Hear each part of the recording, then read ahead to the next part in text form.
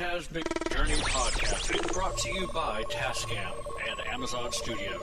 For more than 30 years, Tascam has developed products for every segment of the sound and music industry. From the high-end audio professional in a major post-production studio to the novice of hobbyist at home, Tascam is everywhere. They are a company committed to providing their customers audio and video solutions that enable breakthroughs by using sound in ways that are exciting as they are accessible, even recording the voices of the dead. You asked for a non-scripted paranormal TV show.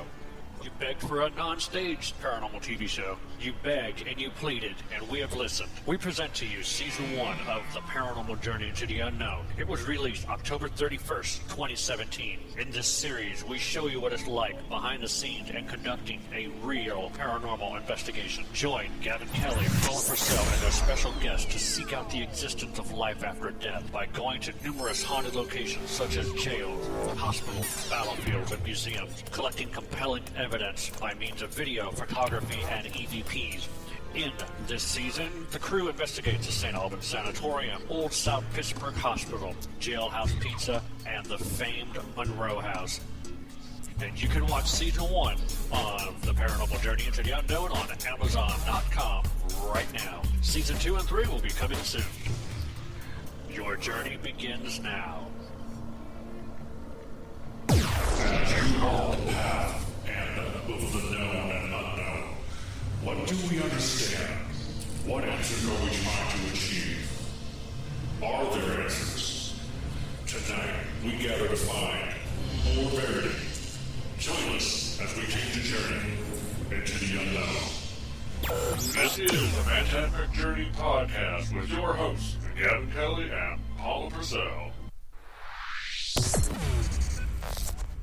All right, good evening, everybody, and welcome to the Phantasmic Journey podcast.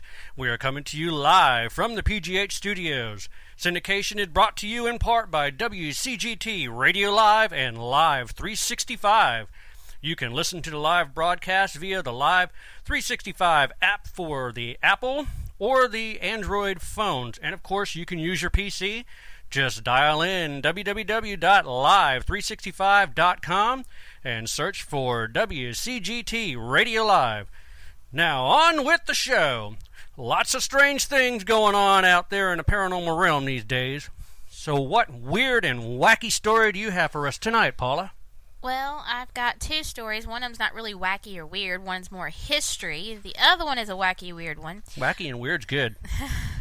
But the first thing that I want to do tonight is, I don't know, everybody always has different kinds of apps on their phones. They have apps for doing paranormal investigations. We have apps for daily lives, like our calendars. We have apps for music. We have apps for different things. Of course. And I carry a few extra apps on top of my average apps, games, apps. Everybody has their favorite game they play and all that stuff. And that you do. Yes, but... You and Ryan Reynolds. Oh, shut up. Toon Blast, I think it is. Yes. What level are you on now? I'm at 1400 and something. You suck. I should have never showed you that damn game. It's addicting. I'm sorry. Yeah, I should have never showed you that game. But I also have an app on my phone. It's called the Prayer of the Day.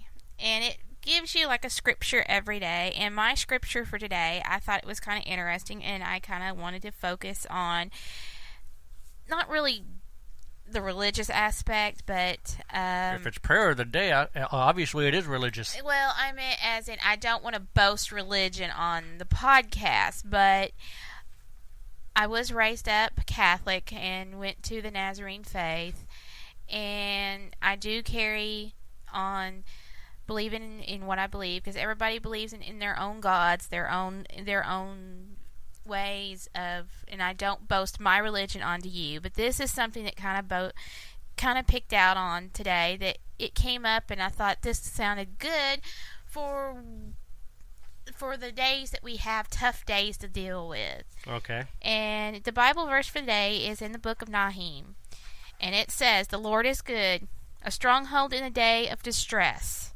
He cares for those who takes refuge in Him."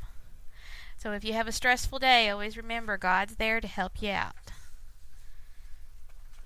Okay, now on to the wacky and weird news. The wacky and weird news, I don't know Well, I have two stories, like I said. One is more history than wacky and rude, and the other one is a wacky one. Wacky. Okay. Well, I'm a big history buff, as everybody knows me. And I am also a big gangster buff. I love gangsters. And I love as in the history about gangsters. And oh, good. I'm glad you clarified that, because you said you love gangsters, and I'm just like, what? The story is on Al Capone. And everybody knows who Al Capone is. Good old Scarface.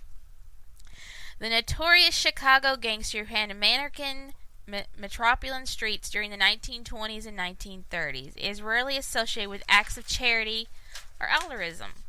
Despite the fact that the man was essentially developed, the Italian-American mobster persona was applauded by many during the Prohibition era for his successful bootlegging of fine, not-so-fine spirits. He was also closely associated with violent crimes, rings, murderous rampage, and prostitution. As a result, Al Capone's public image needed a major overhaul if he wanted to stay in the good graces of Chicagoans. Entered the Al Capone's soup kitchen. In response to the devastation impact that the Great Depression was having on the poor Americans, Capone stepped up to the plate and rejuvenated the classic model of the soup kitchen for more modern customers, out of working Americans, honoring them on a need that was not being fulfilled by the U.S. government. He, as a result... enter the soup kitchen. Okay. Oh, I went too fast, too forward. Hold on. Honoring his need that was more defined. Oh, I have it on pages. Maybe he wasn't just the heartless mobster that his enemies made him out to be. And that was because he needed to make a new self-image over, is because of the Valentine's Day massacre, which we just had Valentine's Day a few weeks ago. Yes, we did. And he was needing a serious image makeover. And so he was not even known as just a gangster or a bootlegger or many things.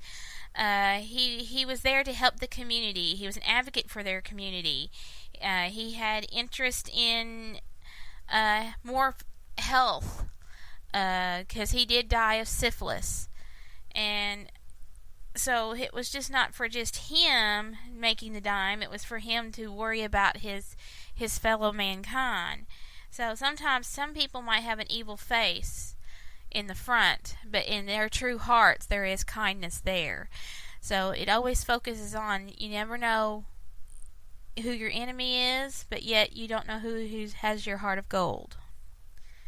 So with that being said on that, I'm going to pass forward to the weird. We want the weird and wacky. That's what everybody wants to hear. My grandmother stole an ancient mummy hand from Peru and brought a terrible curse home. Well, that's a given. You're not supposed to take anything from a haunted location or something like that. You will definitely be cursed. Curses are frightening things. They can take hold in an instant or wait decades to strike. Take on a manner of devious phenomenon from backlurk to death. And they don't discriminate between those ignorant of those existence or those who know better. Places can be cursed by terrible events. People can be cursed. Scorned strangers and even sports teams can find themselves the victim of bad mojo. But the most common curse comes from removing haunted objects from their rightful places. These types of cases never seem to end well. Recently, while in the middle of an online discussion about my experiences, the Traveling Museum of the Paranormal and Occult, which required special handling, I received a reply from an individual who mentioned that her grandmother brought back a curse from Nausicaa, where she'd stolen a mummified hand from an ancient Peruvian burial ground. Thanks to her transgressions, she and her entire family were victims of angry poltergeists until her death. Dang. Naturally, I had to hear the whole chilling story. Here presents for the first time in public is a frightening first-hand account of why you never steal from a cemetery, much less one guarded by ancient spirits. Well, yeah. When I was a kid, my grandmother lived with us. Now we always have paranormal activity in the house, but it really intensifies when I was around 8. It was only recently that I put 2 and 2 together, and I'm pretty sure that this is why the activity increased then. She always got on trips around the world. Back in the 70s, when I was 8, she went to the Amazon with my aunt. One day, they went to an ancient burial ground. The ruins were the Peru Chanchilla Cemetery near Nausicaa. Later that night, back at the hotel, my grandmother showed my aunt a souvenir that she gotten. Out of her purse, she pulled out a fucking hand. Hey, watch your language. This is a kid's show. Yeah, she found a skeletal hand at the burial ground and thought it would be a good idea to take it. Sure, why not? My aunt... It's a back scratcher. My aunt freaked the hell out and insisted that it be returned. So the next day, they talked to the tour guide and they arranged to go back to the burial ground. Back to the what? Burial ground. The what? It says burial. Burial ground. Try burial. Oh, whatever. Oh, bite me. But the damage was done. One thing that happened was that immediately my grandmother developed some nail fungus. Ew. It was only on her thumbnails and big toenails. Oh, God. The nails grew in thick and yellow brown, and no treatment was ever successful in getting rid of it. She kept in contact with several people from the tour, and 2 even came to visit us. But she was the only one this happened to. And the other thing was not just that the activity in the house increased, but it was evil. Just a very dark entity. Whenever it came around, you could just feel the air change and would be filled with dread. The dogs would go crazy. Sometimes it was physical. This entity stayed with my family for 30 years and through several moves, and then finally stopped when my grandmother passed away. All this I could think of was I was hoping to please angry spirits that my grandmother was. My grandparents didn't live with us. I lived with them. They raised me from the age of 2. We were very religious, Irish and Italian Catholic. All of us on my father's side are gifted, psychic, sensitive, empath, medium, etc. This is probably why spirits always find their way to us. I've had experiences for as long as I remember and continue to, but this one was the only inherited evil one. Here's where I could tell you that my hands are shaking as I typed this, and my dog just let out a growl for no reason. The actual second... I thought you were going to say the dog let out a fart. That's what I was kind of hoping for, but okay, go ahead. Type the word evil. There was always stuff going on in the house. Lights, faucets, the gas stove burners turning on, toilets flushing themselves, the shower would turn on. I saw shadow people in my room. Something would poke me when I was trying to sleep. Objects disappearing and reappearing. It was just normal to us. So when that thing came around, it was just another day at the office, so to speak. It was never really addressed. I remember the first time. I don't recall how long it was after the Amazon trip, but my grandparents went to church one night and left me at home alone. I was just minding my own business, playing with the record player, and suddenly I felt its presence. The air became heavy, and I felt like I was being covered in darkness, and I was suddenly scared out of my mind. I looked over my shoulder, but I didn't see anything. The thing that strikes me as odd now is that we had 3 dogs, including a St. Bernard and a shepherd, and they didn't make a sound. I just remember the 4 of us running out of the garage when I stayed until my grandparents came home. I told them what happened, and once again, it was brushed off. So this went on for years, same situation. Now, another scary thing is that my grandmother would often see something running into my room. I always knew when she see it because she's called out my name, kind of with a questioning inflection, but with any edge, and then something would happen. Something would get knocked over in my room, or I'd sit on the bed, and my dog would go crazy. And at least a couple of times I was pushed off my bed. I'd run out, screaming, but again, brushed off. Everything's fine. Go back to your room. Now here's what completely disturbed me and will probably disturb you. The description my grandmother gave of this thing was half man, half goat. Okay. She was definitely bothered by this, but I don't think she knew what to do. It was the 70s and 80s, and no one talked about this stuff, and we certainly couldn't talk about it at church. A lot of times I would also wake up in the middle of the night with the feeling, and then something would be on top of me, holding me down and trying to strangle me. Now I know all about sleep paralysis, and I'm conducive to reasonable explanations, but I really don't think this was a paralysis, since I feel the evil presence at the same time. Also, I think with paralysis you can't actually see what's holding you down, and I did. I could see it. It was a skeleton, with its bony hands around my neck. It only ever happened in that house. I couldn't get out of that house fast enough, not just because of that, but because my grandmother was bipolar and I couldn't deal with her anymore. So after high school, I joined the military. My grandparents moved to be closer to my aunt. One time when I was home, I remember watching my grandmother from my bedroom window. She was in the backyard watering the grass, and I saw her get pushed from behind. The thing was, they're in that house, too. It was in the guest bedroom. A lot of times I wanted to walk by and I couldn't see the light on under the door. Of course I had to go in. The damn light was off. I was so scared to freaking death. I was so afraid that I was so afraid the door would slam shut behind me. It never did, but it was definitely in there. I forgot to mention this happened in the first house too. Always the back bedroom when I had to run in and turn out the light. My grandpa died and my grandmother moved across the country to her home estate because my aunt had stopped speaking to her when Grandpa died. I helped her. I was out of the military by the time. I only stayed for about 8 months before returning my home state, and I don't remember anything happening there, but there was definitely a strange, heavy feeling in that house. Then she and I had a fallout, and it was my turn to stop speaking to her. By this time, my aunt was speaking to her again. So she moved back across the country and bought a house there. And that's where I encountered it again for the final time. And it goes on and goes on and goes on, and eventually it went away when she died. Alrighty. Well, on that note, talking about cursed objects and haunted objects, our guest tonight is the leader of the Toledo Spirit Hunters. He also has his own web series coming out. Season 1, I believe, is going to be released pretty soon, called Spirits Awaken.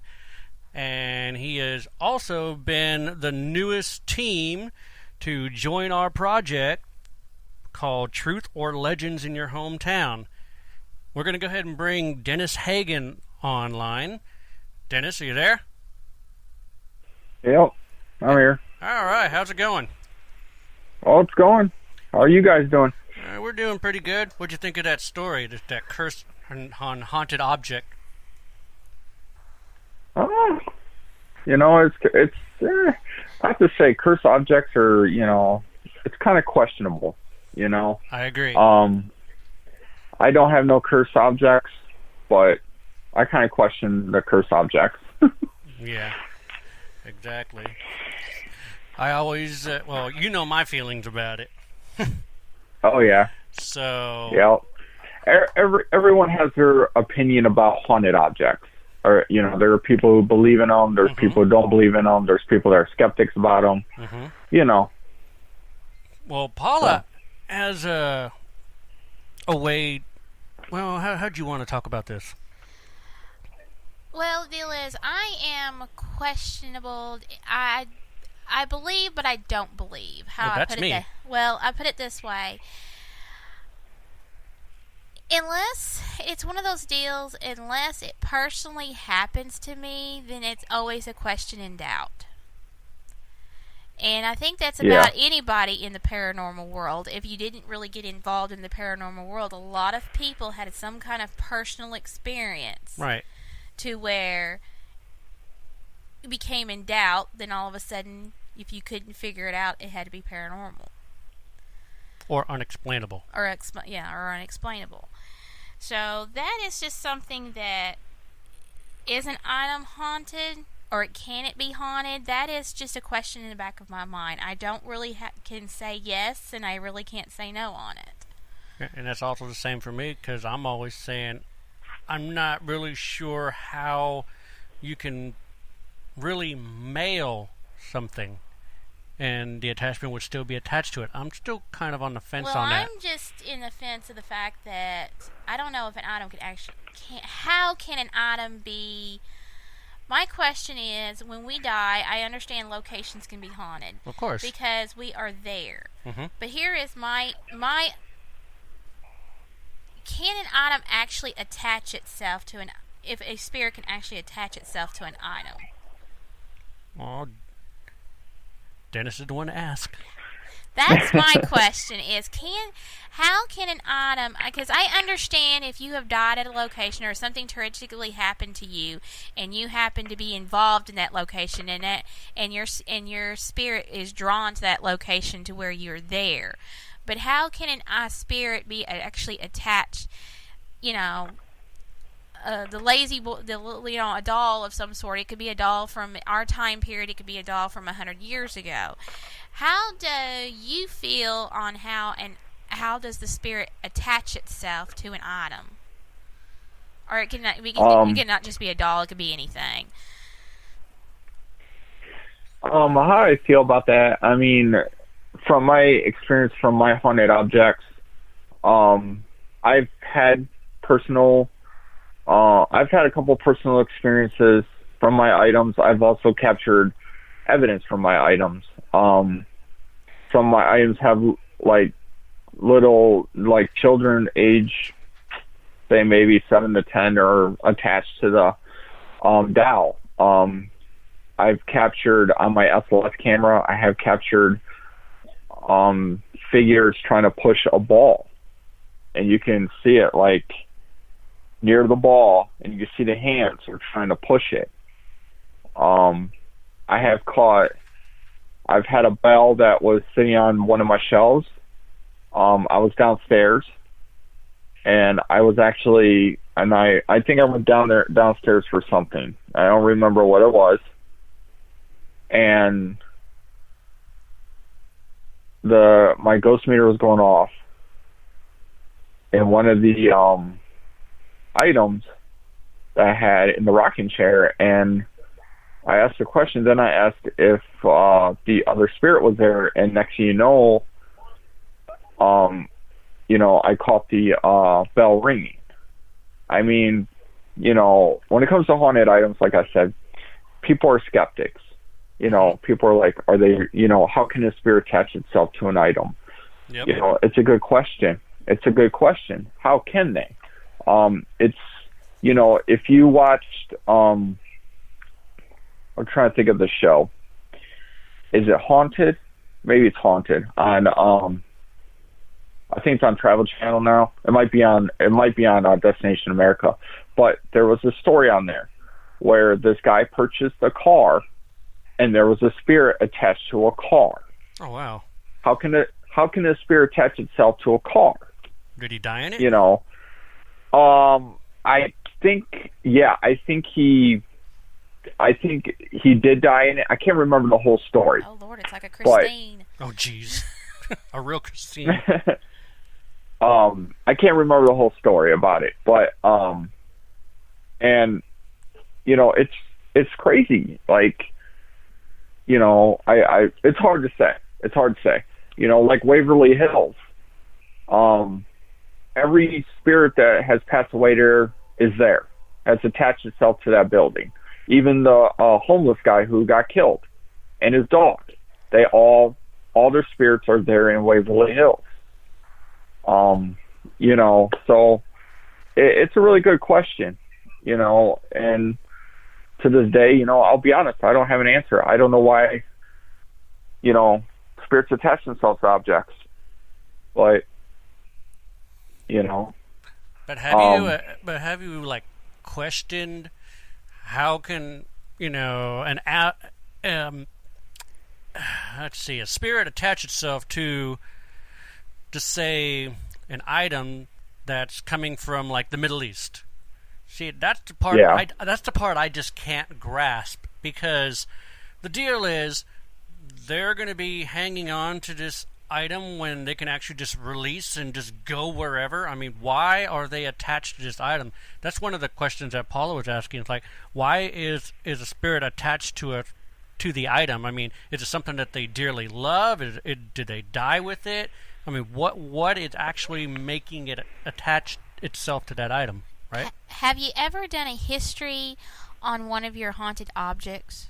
As in figuring out where the item actually came from, and then maybe if it belonged to possibly something could be associated with your haunted item. Yeah, that just tongue-tied me.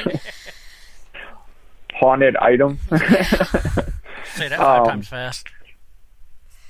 The thing is the person I get my haunted items from, they sign a privacy thing. They sign a privacy paper, and the people that have the item usually don't want to be known, don't want to be contacted, don't want to be, you see what I'm saying? Right. They just don't want to be involved in all that.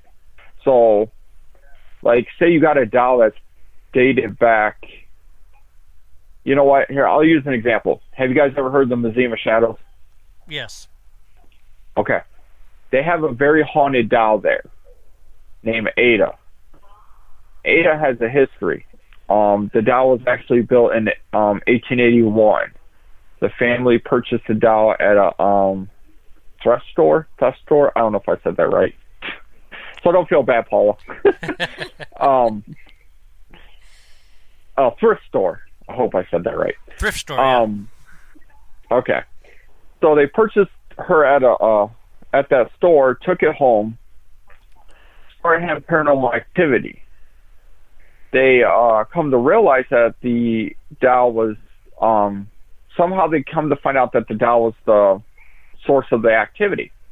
Well, they threw the doll away somehow, and this is the story of the doll.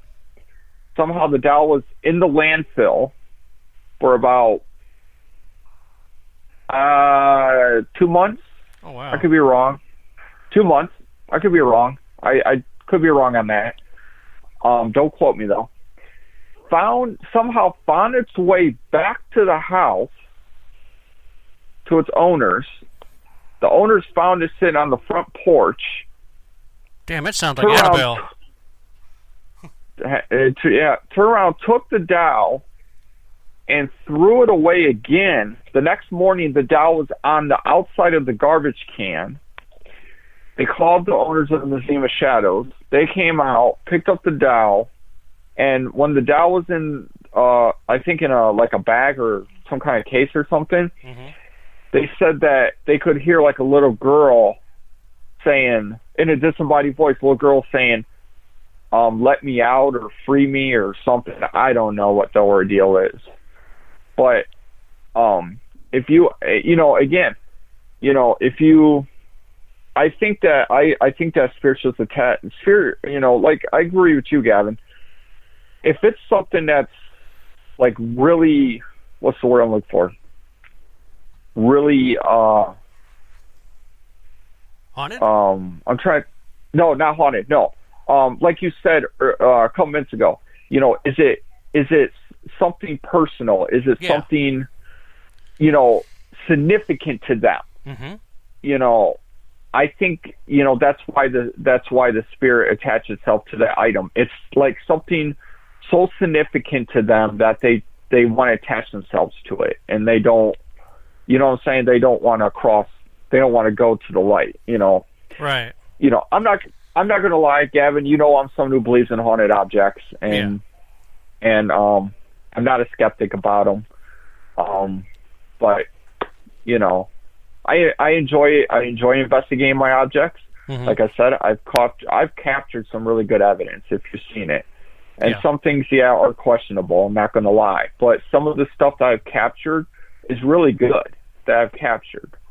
So, Well, one of the things that's kind of strange is I've seen, I'm a huge Supernatural fan.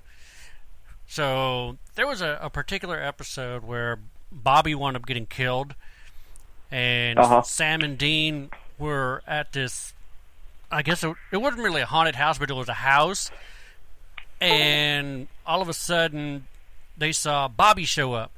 And they're like, wait a minute, how are you here? He goes, I don't know. So they wind up leaving, and he actually walked on out to...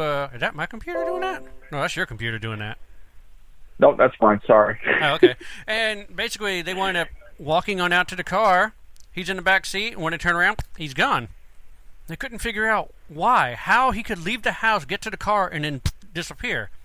Well, they come to find out that there's something in the house that he is attached to. Unless they bring that item with them, then Bobby can come with it. So it was basically his wallet. So they brought his wallet on out, and next thing you know, he was actually still in the car.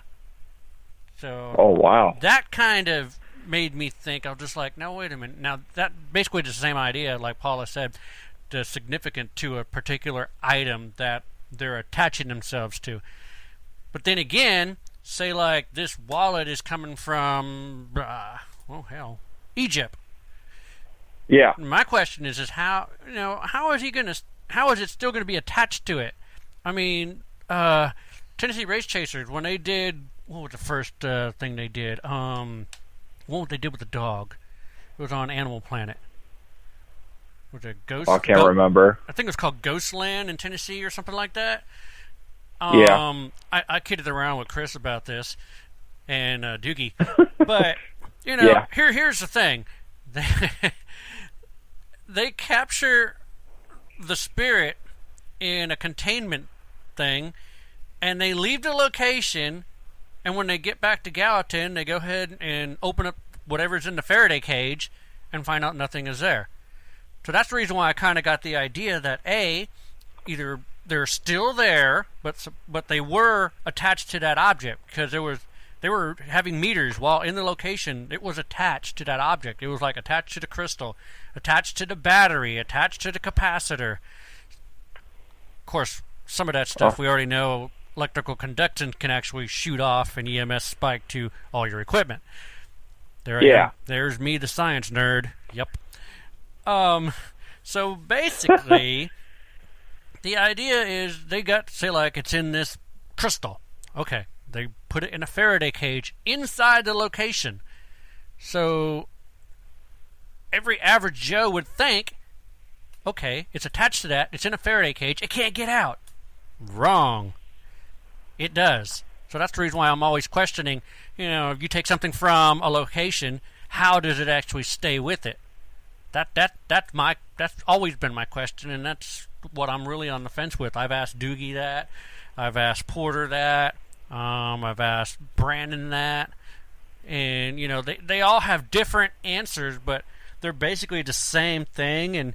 And what I've come to find out from a friend of mine that is knee-deep in theoretical science is metaphysical transfer of residual energy. Say that 5 times fast. So that's basically what that is. Oh gosh, Chris knows what episode I'm talking about. It was a flask. It wasn't a wallet. Thanks, Chris. Appreciate that. I guess he's a Supernatural fan too. So. You know what? Wow. I've never watched that show. You gotta be kidding me. That show's awesome. Nope. Love that show. Never watched it. I should watch it sometime. Yeah, it's a good show. Yeah, it's the worst mistake I ever made was have him and watch one season with me. He said, "Oh, you think this is kind of cool? Here, watch this show." I didn't realize he was going to be an obsessive freak over it. Yeah, now and now I'm friends with Jensen and Jared and Misha. That's funny. So yeah, I mean that's freaking awesome. I'm trying to find out where the heck my paper. Did you have my paper? No. Oh wow, I lost my paper. That we're going to talk about. There's an issue that's going on. Down there. No, that's not it. Oh, I don't know what you did with it. I had it over here and it just disappeared. Did it fold it up? Oh man. Come on. Let's get it together, Gavin. Let's get it together. Here it is. Yeah, here we go. I was just searching on the net earlier today, and I came across a post from John Zaffis. I'm sure you know who he is. He is the Haunted Collector. And he basically does, similar to what you do. He goes to the location. They're experiencing a lot of paranormal activity. He finds out what the object is, removes the object. This is the other thing that kind of got me. I've watched all of Haunted Collector, and I've noticed that John will take the haunted item, put it on a wooden board, put salt a circle around it, and then put a glass tube over it, or a glass cube. That right there shows me that, quote-unquote, that haunted object is contained inside that box due to the salt. And that also throws me for a loop. So when people are sending stuff through the mail, it's usually wrapped up in bubble wrap, newspaper. I mean, if you're going to send something that is quote-unquote haunted, wouldn't you assume it would be in a box full of sage, maybe a container that has salt in it, or something with holy water? I mean, just having it sent with bubble wrap and newspaper, I'm on the fence for that, and it's kind of like a red flag for me because there is no protection. I mean, if you put it in a box that has some warding on it, like some sigils to protect the item, then I would be more of a believer. But things that are being sold on eBay, they just show up in a box, wrapped up in newspaper. So that's why I'm always questioning these haunted object things, because you got to look at it this way. How can it be haunted if there's no protection on it? And it also takes you back to what's keeping it on it. See, it all kind of revolves. Sorry, Gavin, I didn't mean to cut you off. That's right. I just want to bring up some, same thing with, have you seen The Demon House? Unfortunately, yes. Okay. In the beginning, it says that demonologists believe that demonic spirits can attach itself to electronics. Uh-huh. Seriously, why do you think spirits can attach itself to electronics? Yeah. That right there, I'm controversial about. I'll be honest with you. Yeah, I agree with you. I'm the same. I mean, there's no way that they can attach. They can drain it, but they can't attach. Yeah, I can understand a dowel. I can understand, what else? Something of significance. You know what I'm saying? Yeah. Like a statue or something. Mm-hmm. But to electronics? Mm-hmm. Come on. Exactly. No. Kind of reminds me of the scene of the Gremlins where the guy got electric though. Oh, and Gremlins 2? Yeah, right. She's talking about that one gremlin that winds up turning into electricity. Yeah, right. No. But, there is this big thing that's going on with John Zaffis. He posted earlier today. And I'm going to read his post word for word. And then we're all going to go ahead and discuss this because we do know a lot of this is going on. And it's very sad. But this is coming from someone that is high up on the chain, has huge clout within the paranormal industry. And, I mean, when it comes from this guy, you know there's something going on. But I'm going to go ahead and read it here. And he says, this is from John Zaffis, "What the hell is going on? Okay, if you don't like a paranormal show, then just don't watch it. I can't understand all the bashing that's going on. Before you post, look into things. Just don't go by what someone has told you. I've been around for a long time today, and it seems that it's an epidemic of people who are out there who are putting up sites after looking at a book or just watching a television show, and then automatically they're a paranormal investigator, or even better, a demonologist. These people are going into people's homes and saying that the home's infested with demons. They don't know the damage that they're doing to these poor families. And I am not able to go to all these homes to try to help these families, as there have been too many organizations in there. These groups do not take the time to find out any background or any history on the home. They have not looked into the possibility of an underlying mental illness or not. You also cannot go in and help people that are not willing to help themselves. The people must take an active role in ridding their homes and lives of paranormal activity. Lately, all I'm hearing is that I don't know, I don't understand, and I don't know what I'm talking about. My reply to that is, why do you bother emailing me or calling me? The most important thing to keep in mind is that we all have free will, and if you choose to keep inviting negativity into your lives, then it will take its toll on you. This field is like any other field. You need education in it. You need to work with people and build relationships just like us old paranormal folks did. And he said a lot in there, and it's pretty sad, and it's true. We've got a lot of paranormal investigators coming out of the woodwork saying that they're paranormal investigators just because they sat down and they watched Ghost Adventures, they watched Ghost Brothers, they watched Kindred Spirits. I mean, just because you watch a show does not make you a paranormal investigator unless you truly act upon it. You learn how to do the history, you follow through, and you just don't go into these people's houses saying your house is infested with demons. I mean, obviously you know where that came from. Ghost Adventures, every single episode, there's a demon. Don't even get me started on that one. Oh, I can't wait for you to meet Zach face-to-face in Vegas. You don't have enough bail money. Oh, man. So, what are your thoughts on Mr. John Zaffis' post? I think what he's saying is true. There are people out there that, you know, just jump in this field and they think they know everything, you know. And he's saying, you know, at the end he's saying that we all need to work together because we can learn off each other. That's right. You know, and that, I believe, is a true statement.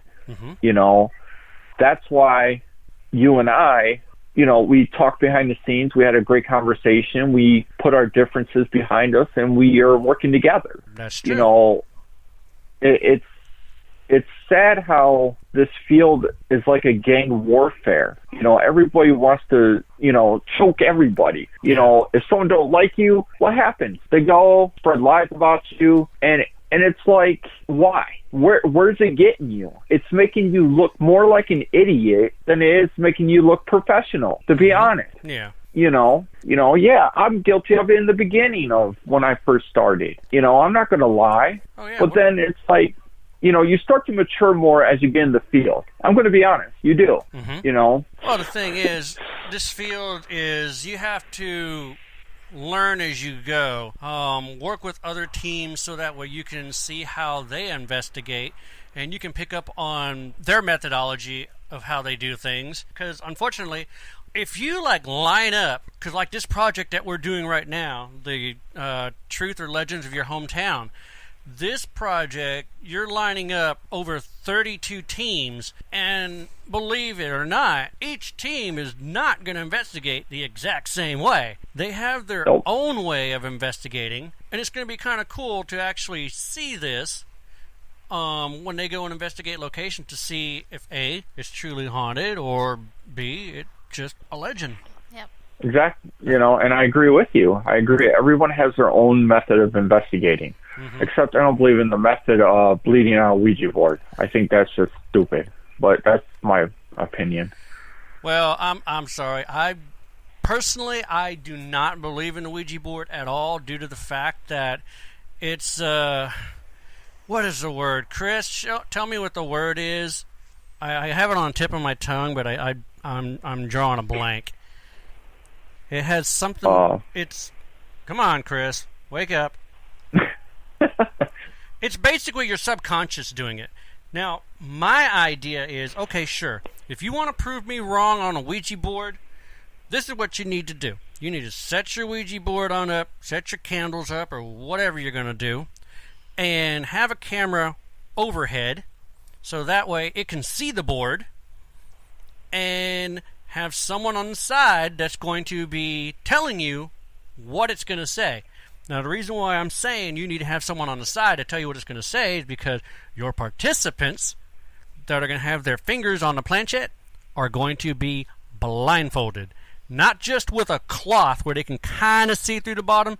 I'm talking about painted out goggles.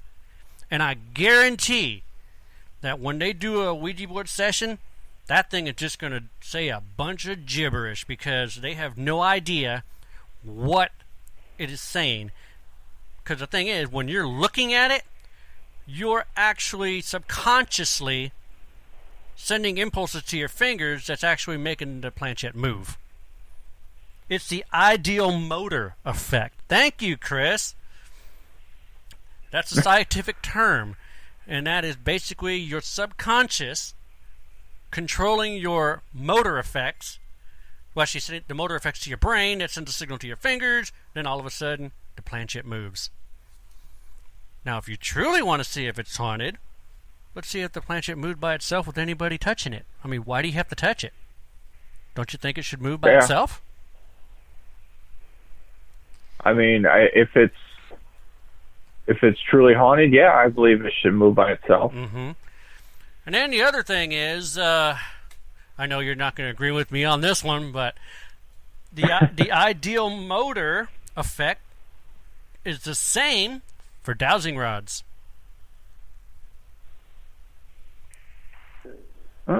Yep. Because when you're holding them, you're okay. When you're actually holding them, you have your fingers kind of pushed into your palm as you're wrapped around the dowsing rod. That's actually going. Like if you actually do that yourself right now, just kind of pretend you're holding dowsing rods, have your thumb straight up in the air, and put your fingers into your palm. If you leave it there for a while, you'll start feeling your heartbeat. Oh. And when that happens, that basically moves the dowsing rod. Chris, am I right on that? Mm. Yep, here he comes. He's coming. He's typing. See, I learn a lot. I mean, that's the reason why I go ahead and do things the scientific way. Because, I mean, unfortunately, we can't do this scientifically because... There's not a scientific actual Huh? method of it. What? There's not an actual scientific method of it. Right, because we can't take it into a controlled environment. Yeah. Like they do with science. They put you into a clean room, they got your microscope, you're wearing all white, and you're able to conduct experiments inside a controlled environment. You can't do that when you're inside a haunted location, a house, a building, because you got cracks in the walls, you got draft, you got mist, you got all that stuff. Flip it over, whirl, blindfolded, pretty much. Huh? Flip it over, whirl, huh? I don't get it, Chris. That just looks really weird. Well, it's just like us. We still do experiments all the time. Hey, I think outside the box. Yes, you do. And I tell you what, I never did believe in the flashlight trick. I always was highly against that. We were over at the Riverview Mansion, and we were having an event. We did Ghostology 101, so we basically taught people the do's and don'ts of paranormal investigating, what not to do, and this and that, and then we took them on an investigation of the mansion. Well, I told my group that I had, we were upstairs in the surgical room, and I said, I normally do not do this, but what the hell, I'm going to try it. I had my flashlight, and I heard two people go, oh, God, it's the flashlight trick. I said, yeah, I agree with you, but this flashlight, you can't unscrew the head. You have to turn it on through the bottom. There is no unscrewing, period. It's a mag light. It's one piece. Basically, it's an internal battery, and once it's dead, it's dead. You just throw it away. So, I put it down on the floor. I started asking questions, and boom, it popped on. And I'm like, okay, I'm a believer. Of course, everybody in the room kind of flipped out at the same time. So...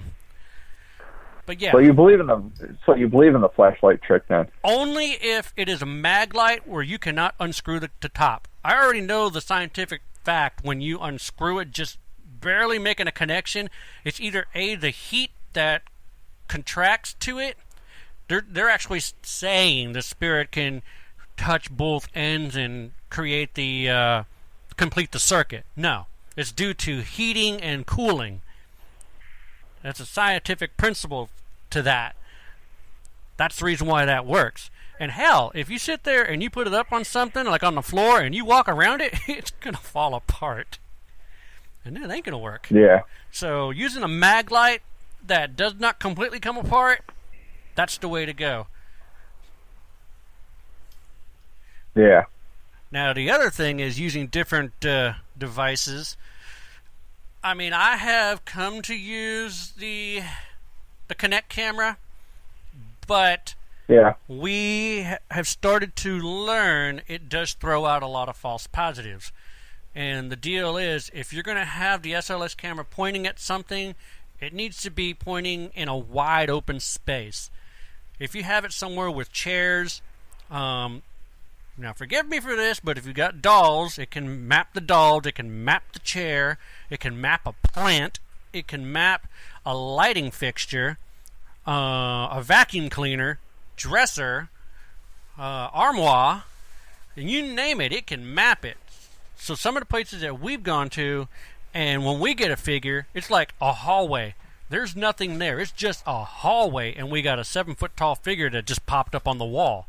And there's nothing there for it to map to because it's flat. So that I can understand. But when it gets to the point of mapping different things in like a room that's full of stuff, when we were at Post Town Elementary, we were in the doll room. And I ain't going to lie, I don't like dolls. Yeah, I don't like clowns either. Yeah, I'm the one that had to go in there and set up stuff. And you're like, you're coming with me, right? And I'm like, seriously? Well, yeah. I set up the Kinect camera in the other room, remember? I didn't even go in the darn doll room until we were all in there together.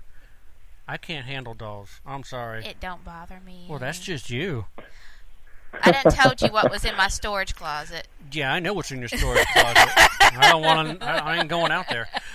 But yeah, and the Kinect camera was actually, I had it far enough away so I know that if anything walks in front of it near the table, it'll set it off. And if I kind of moved it closer, it was actually picking up the chairs, it was picking up the dolls and everything. So I had to keep it a variable distance away from that table and the dolls, so that way if anything moves, I would be able to see it. And of course, nothing happened. But there's been times we actually captured stuff, but it was in a wide open space. Because the SLS camera will map a lot of... It will shoot off a lot of false positives, so that I can vouch for. And I agree with you. It does give off false positives. I've mapped out a straight plant. You ever see one of those tall plants? It mapped it out as a figure when it's not. So, yeah, I know. So, I just, when I see something like that, I'm telling my wife when we're investigating, I'm like, it's mapping out a plant. It's not. It's not a manifestation. Right. It's a plant. It's just mapping it out. Right.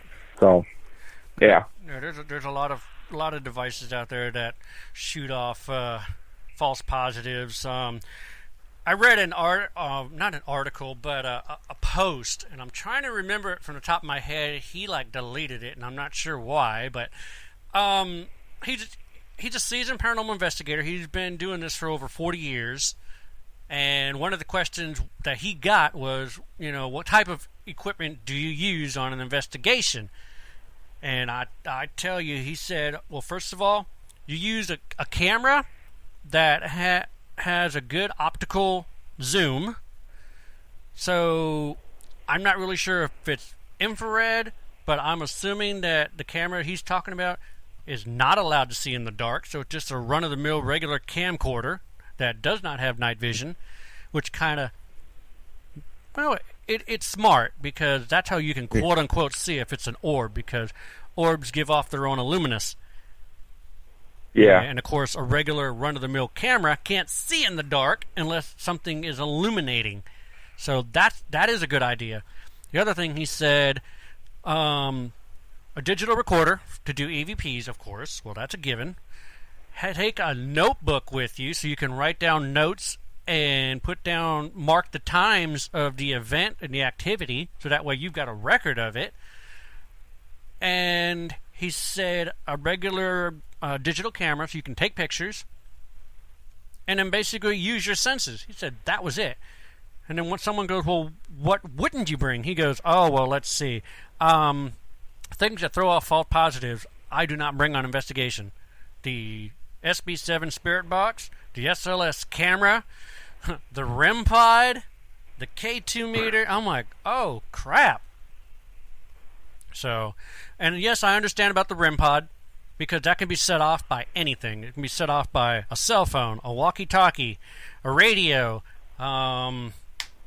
Believe it or not, batteries can set the darn thing off. Infrared light can set it off. That's a new one on me. Rechargeable batteries infrared can set light? it off. Yes, infrared light. If you have the REM pod and you shine an infrared light at it just at a particular angle, you can set it off. Oh, okay. Because it's a frequency. So you're actually... Yeah, okay, that makes sense. Yeah. Okay. So, Chris goes, you've been listening to Joel, haven't you? No, actually, I haven't listened to Joel. I haven't heard his show yet.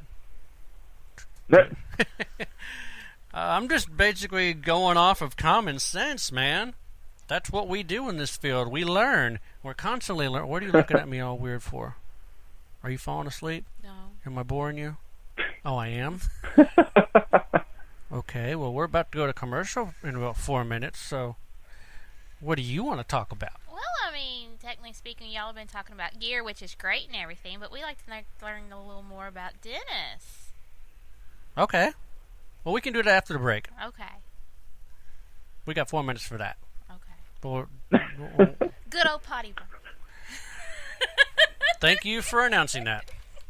We will put that on the webpage, and we'll say quoted by Paula. How you like that? That's fine. Oh my God. So, but okay, going back to John Zaffis here. Let's see.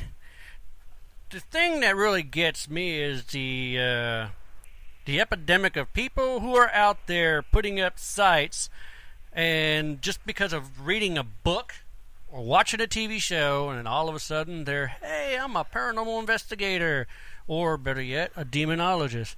And of course, we all know being a demonologist, it takes, well, I'm assuming you have to go to, where do you have to go? You have to go to the Vatican or something like that? Mostly, Yeah. You got to go to like preschool and all that stuff. Yeah. You just can't And go it's on. one of those deals that even though you become a priest, Yeah. a lot of these people who there is like only 5% of all priests.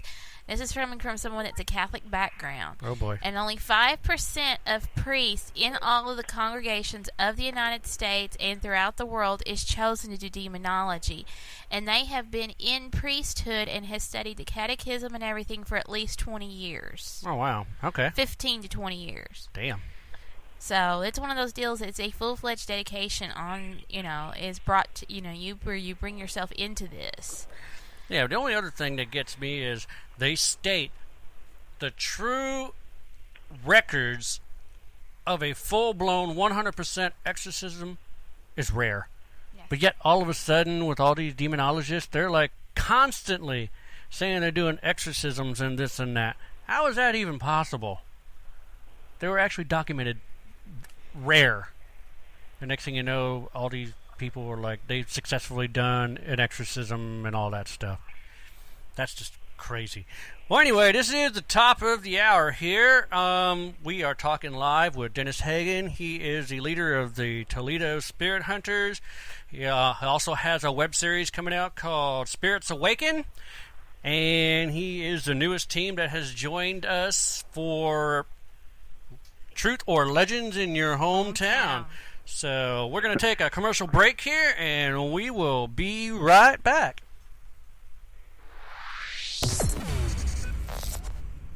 Okay, what are you wearing right now? Nothing. That's right. So mommy's going to teach you how to dress yourself. Underwear always comes first, name tag at the back, then pants, then shirt. Get the first button in the right hole or you have to start all over. Socks going first, then shoes, right on right, left on left. With shoelaces, just take the ends, cross them over, switch the loops. The rabbit goes down the hole, pull tight, and you're left with bunny ears. Got it? Why are your pants on your head? Most parenting is hard to do in just 2 minutes. In 2 minutes twice a day making sure they brush their teeth is easier, and it could help save them from a lifetime of tooth pain.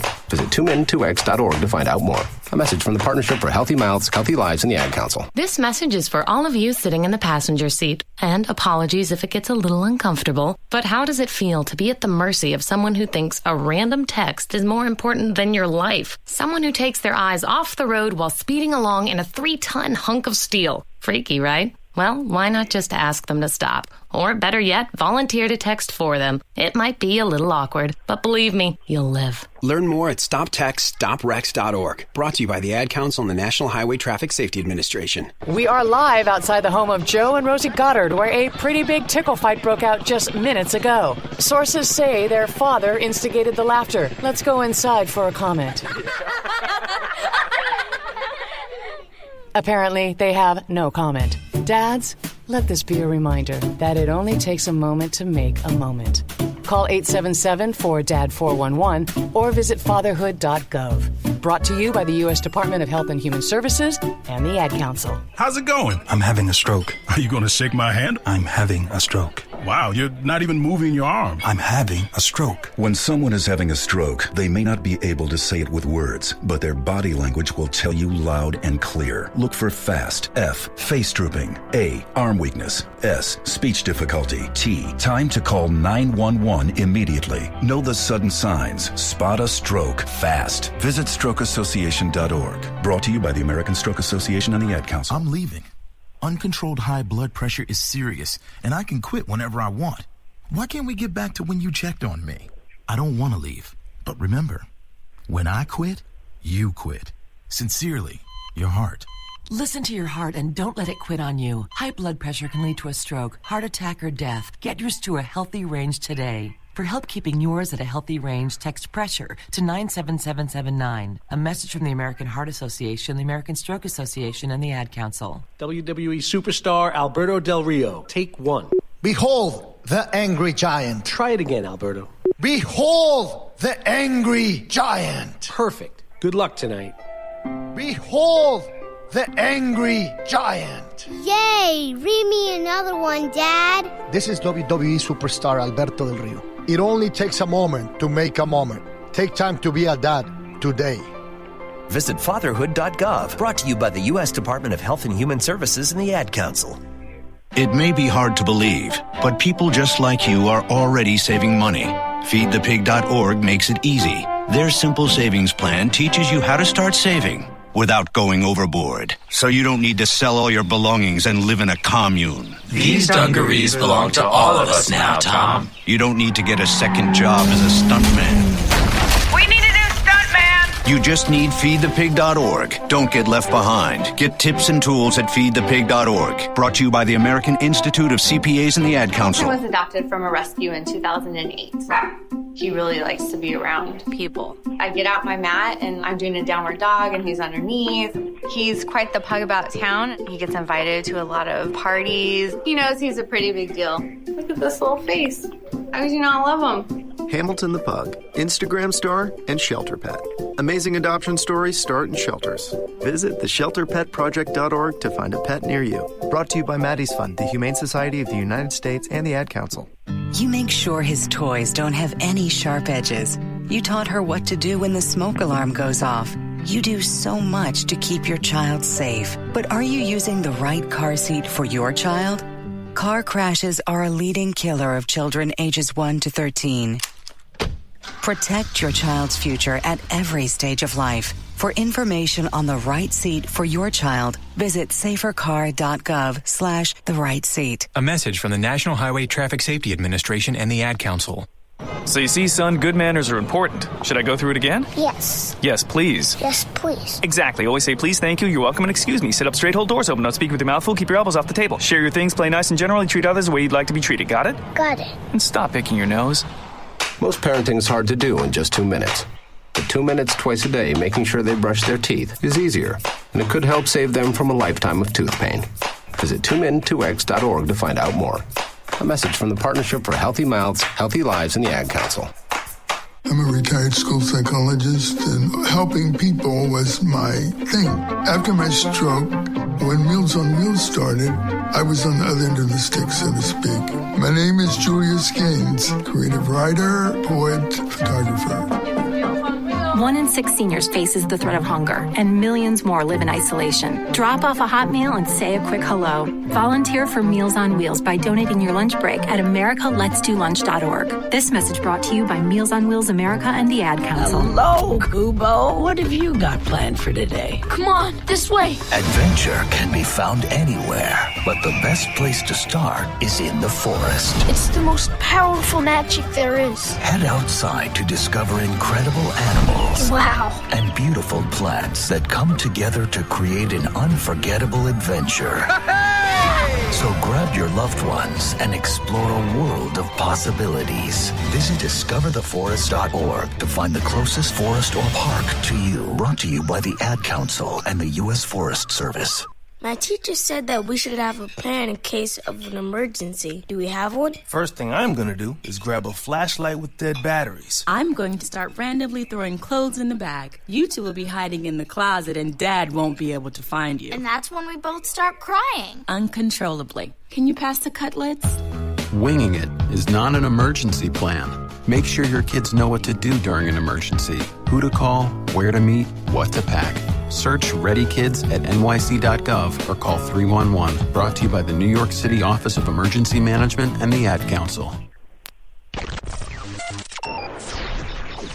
Phantasmic Journey podcast is brought to you by Tascam and Amazon Studios. For more than 30 years, Tascam has developed products for every segment of the sound and music industry. From the high-end audio professional in a major post-production studio to the novice of hobbyist at home, Tascam is everywhere. They are a company committed to providing their customers audio and video solutions that enable breakthroughs by using sound in ways that are exciting as they are accessible, even recording the voices of the dead. You asked for a non-scripted paranormal TV show.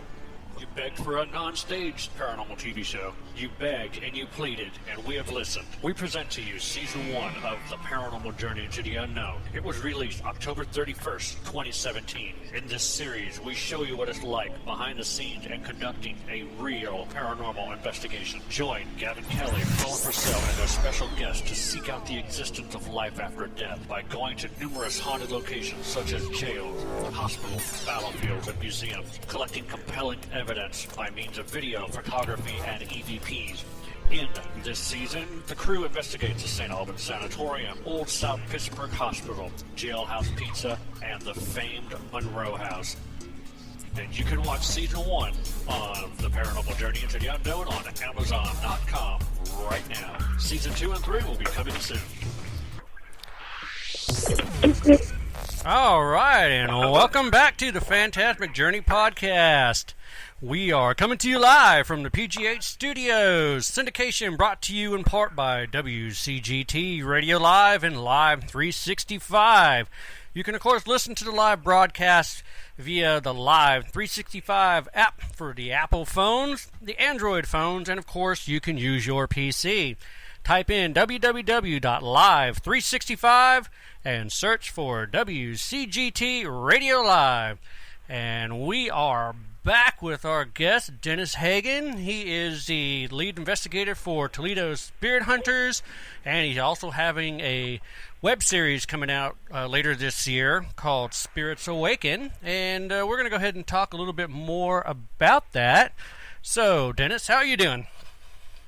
I'm doing good. Welcome back to the show. So, let's go ahead and start talking about Spirits Awaken. How did this idea come about, and what have you done for it? Well, what came about it was, I've watched every paranormal show out there, basically, everyone, So, what's that? I said, who hasn't? And Paul was looking at me all weird. I only watch the shows so I know what not to do. Don't look at me like that. So basically, Paranormal Journeys into the Unknown. Your first season, you take the people behind the scenes, stuff like that, right? Right. So you basically introduce stuff like that. Right. Well, Spirits Awaken for me is more of a YouTube series, sort of like we basically went to, I think, about 5 locations for the first series, I think, if I'm correct. And we interviewed the people. What it basically is we interview people who claim to have paranormal activity. We interview them, talk about their experiences, and then we investigate the location for a night. Okay. Then what we try to do is we try to match the evidence with the people that we interviewed with the claims that the people said happened. Okay. So basically that's what Spirits Awakens is about. It's about taking the claims that people claim they have, investigate for a night, and then trying to match the evidence together. Like, did they really experience this? Was this really, So that's basically what it's about. We don't do history. We don't do nothing in that area. We just go to a location, interview them, sit them down, interview them, ask talk about their experiences, and then we investigate for a night. And then we take the evidence and match it with the interview, with the people who experienced the paranormal activity. And what happens if you don't get any evidence that can validate their claims? Then we will just come out and say that I'll just say in the episode that comes out, I'll say we investigated. We did not experience anything as investigating, so we have no evidence to match the claims to the people that we interviewed. So, well, of course, the only sad thing is even though they have experiences, they're talking about it, there's a good chance that it won't happen due to the fact that Casper doesn't work on a time clock. He's not a circus act. Yeah. So it's not going to follow through and do exactly what those people are claiming has happened. Yeah. But that's what we basically do. Okay. So. And what kind of places have you gone to? We have gone to a restaurant in Michigan. We've gone to like a fun family-oriented place in Michigan. Where else have we gone to? Man, I really got to think. There's a couple residential ones we did. We actually have an investigation this Saturday. The owner of the restaurant that we're good friends with, that's in the Series 1, their business is in Series 1. Don't quote me, but I think their family member,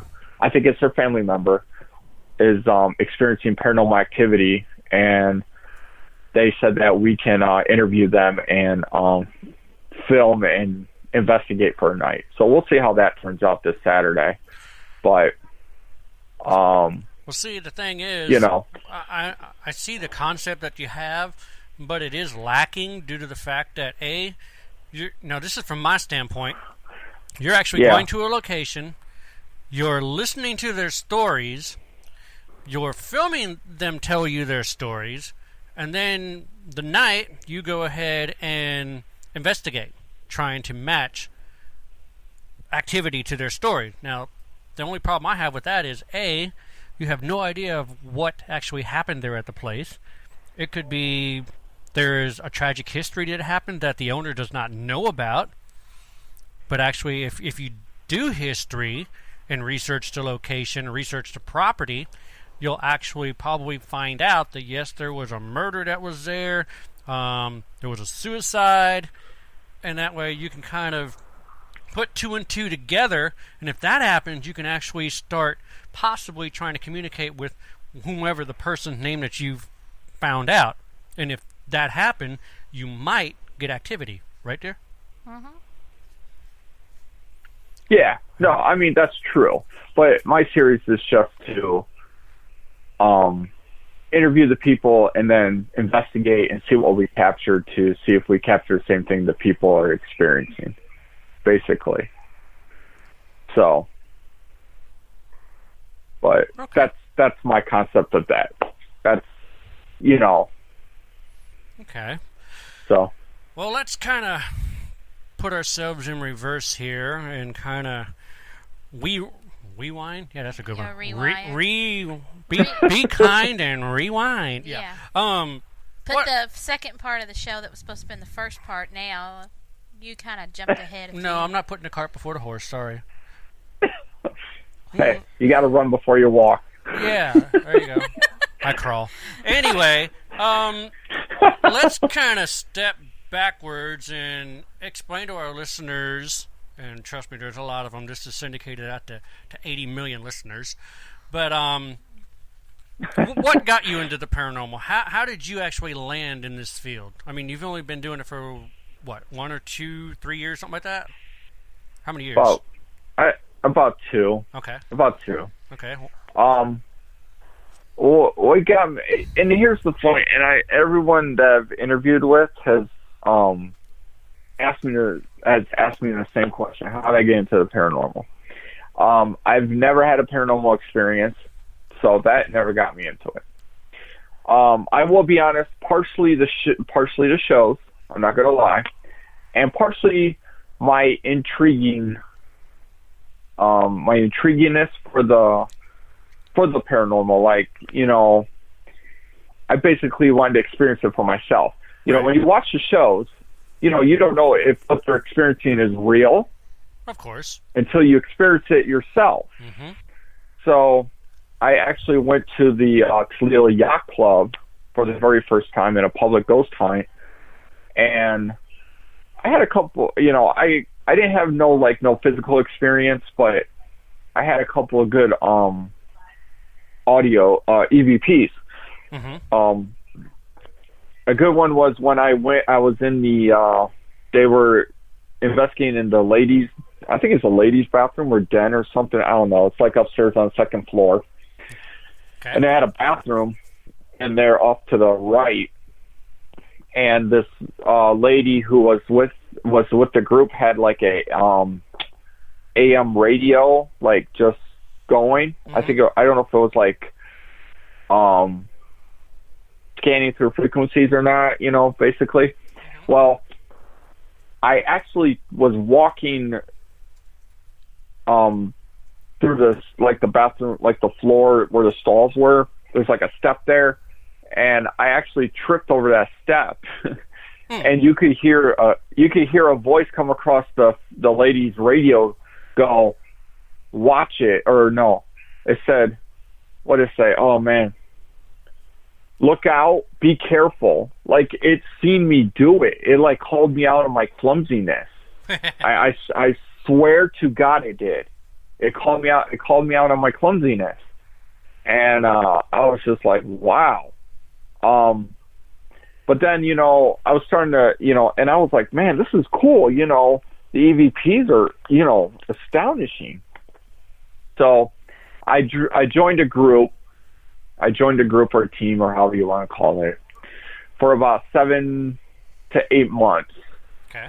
And then I had my differences with them because I had my own ideas. I had ways that there's things I wanted to do, and I had my own ideas. Mm-hmm. So then I started my own team. And then when I started my own team, and that's how I took off. So that's how I got started.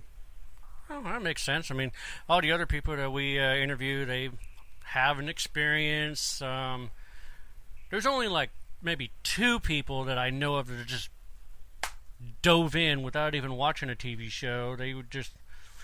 A friend of theirs asked them, like, hey, you want to come along with us tonight? Well, what are you guys doing? Oh, we're going to hang out in an abandoned building in complete darkness and talk to the air. And he's like, yeah, sure, I'll go. That was his exact response. Yeah, I'll go. So nice. That is. It's fun. It's kind of funny when I have friends that are like, you want to go to a haunted house? I'm like, why? I can go experience the real thing. What are you talking about? Yeah, you know, I'm not into haunted houses. I don't like them. Yeah. Because if something tried to scare me, I'm gonna deck it. Yeah. Ooh. I was just what happened to volume? Uh-oh. What happened to your phone?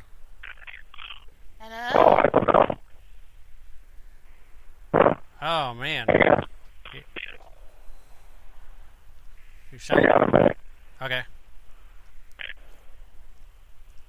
Sounds like a robot. Are you there? Yeah, much better. What happened? You sounded like a robot.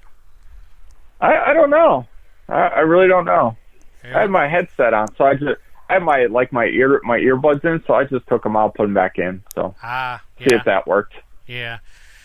Yeah, those it was just like you were rubber band and robot. And I'm just like, oh gosh.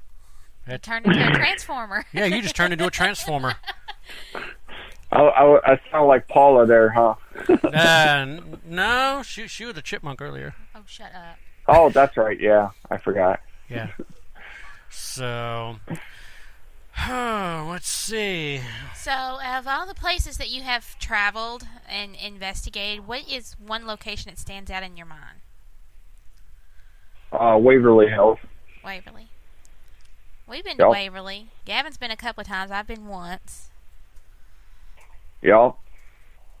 Reason being is because my first time there, I was investigating on the 5th floor. I started out on the 5th floor, and I was in room 502, and I was with 2 other females because there was a public ghost hunt, because I wanted to see what it was like, because, you know, those private ones, man, they're expensive. And we were in 502. We were asking a couple of questions, and the energy sort of shifted from my right over to my left, and I pulled one of the girls. I said, "Come here, you know, feel this." And it was like a cold spot, you know. And next thing you know, I hear this disembodied voice that said, "Help me." And the female who was standing on my left felt a breath on her neck.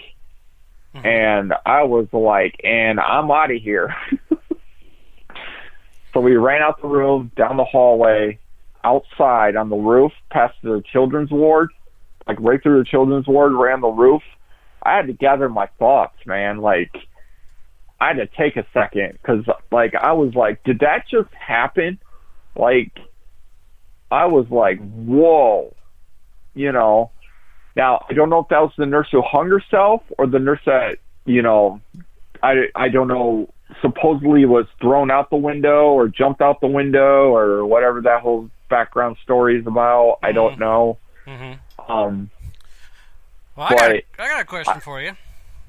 And, you know, Paula does in-depth study with research and history. But where did this nurse hang herself at? Waverly Hills claimed that it was on a pipe in front of the elevator. Okay.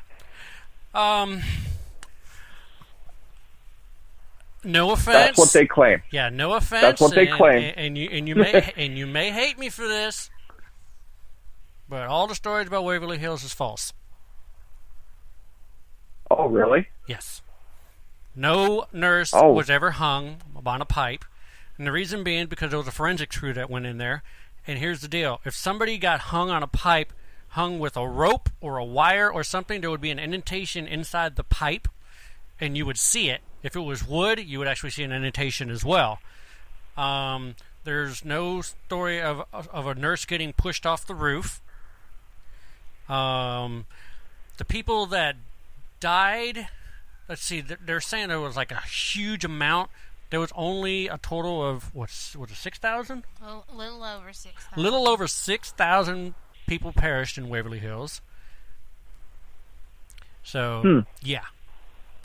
She did a lot of in-depth study, and plus also... we have a friend of ours that did it a whole lot more than I did. We have a couple friends that actually do a heck of a lot more.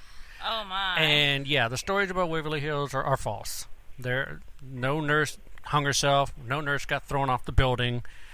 I'm trying to think what the other one was. What was the other one that was there? There was another story. Those are the two main ones. There was something about the body shoot was the other one. that they only took the bodies down once, and the person lost control of the gurney, and it went flying all the way on down through the tunnel. So they stopped using it. Oh. Yeah, I mean, I really don't, like I said, I don't know the in-depth history of Waverly Hills. I only know the stories that, were told. Yeah. So, I mean, don't get me wrong. There is something there. Oh yeah, there's something there. There's something there in Waverly Hills. I mean, I can vouch for that. And they unfortunately have a memory, which I have no idea how the hell they have memory. But the first time I went, we were the Phantasmic Ghost Hunters, and I invited a team to come with us, and they were the Darkness Paranormal Society.